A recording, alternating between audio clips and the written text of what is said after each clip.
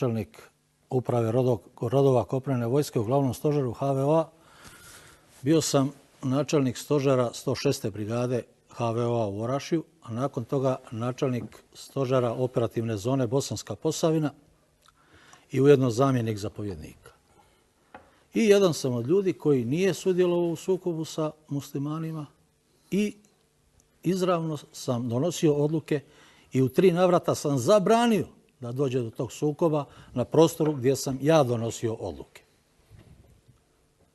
Ako sad govorimo o tom sukobu, zamolio bi gospodina Halilovića kao poznavatelja situacije da mi kaže koji je bio interes zapovjedništva armije Bosne i Hercegovine da naloži muslimanima u Orašju u 3 navrata da pokušaju oružanu pobunu protiv višestruko jačeg HVO-a, gdje je ishod, da sam dozvolio taj sukob, ishod je bio jednoznačan.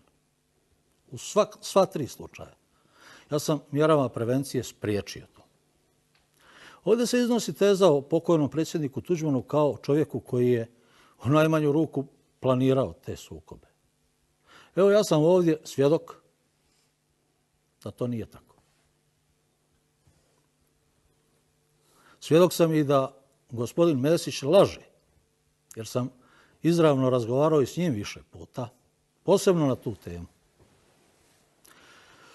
Ako ćemo i dalje, nisu svi blagonaklono gledali na to što ja nisam dopustio sukob. Bilo je i onih kojima se to nije sviđalo. Kao što je vjerojatno bilo i među muslimanima.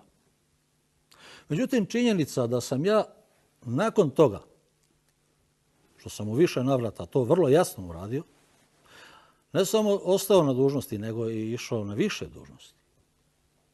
A eto, kaže pokojni predsjednik Tuđman je bio svemoćan, on je to mogao rješavati na vrlo jednostavan način. I još jedna stvar koja je vjerovatno bitna. Ja sam u najžešćem jeku sukoba armije BiH i HVO-a isprovociran od jednog novinara dao intervju, novinar se zove Andrija Tunić, a intervju je objavljen u Vjesniku na 2 stranice. Kad sam rekao da ja neću dopustiti sukoba na teritoriju na kome ja donosim odluke, on me izravno pitao, a što će na to reći Tuđman i Boban? Moj odgovor koji je objavljen u Vjesniku je bio: ne zanima me što će reći ni Tuđman ni Boban, ja nisam ni Tuđmanov ni Bobanov vojnik, ja sam vojnik hrvatskoga naroda.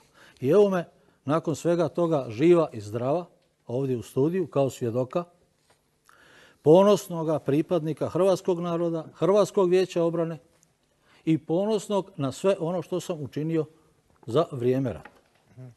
Kažete, govorite predsjednik Tuđman. Koga ste vi u to vrijeme smatrali svojim predsjednikom? Franju Tuđmana ili Aliju Izetbegovića? Alija Izetbegović je sam rekao da nije moj predsjednik. On je sam rekao, pazite, mi smo u Posavini napadnuti 3.3.1992. godine u Bosanskom Brodu. Nakon toga smo imali jednu vrlo... Smatrali ste predsjednika Hrvatske, druge države, pred svojim predsjednikom? Dopustite, nisam ja govorio o tome da se ja njega smatram predsjednikom. Ja sam odgovorio na insinuaciju gospodina Halilovića da je Tuđman planirao, odobravao i poticao taj sukob. Dakle, mi smo imali početak agresije 3.3.1992. godine. Nakon toga smo imali vrlo krvav, brutalan sukob u kontinuitetu. Predsjednik Izetbegović, pokojni, o kome ja ne želim reći ništa lošega, je izjavio da to nije njegov sukob. Zapamtite, ovo nije naš rat.